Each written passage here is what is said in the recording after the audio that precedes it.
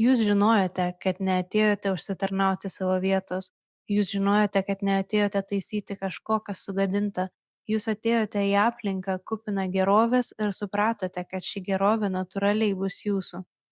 Jūs žinojote, kad ateinate į kūną aprūpintą išskirtinai išmane energijos suvokimo sistema.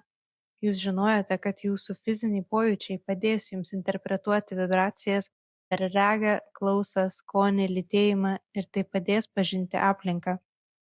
Bet svarbiausia, jūs žinojote, kad būsite gimę su emocinė orientavimosi sistema, kuri leis jums kiekvieną akimirką suprasti vieną vienintelį dalyką - jūsų ryšio su šaltiniu stiprumą.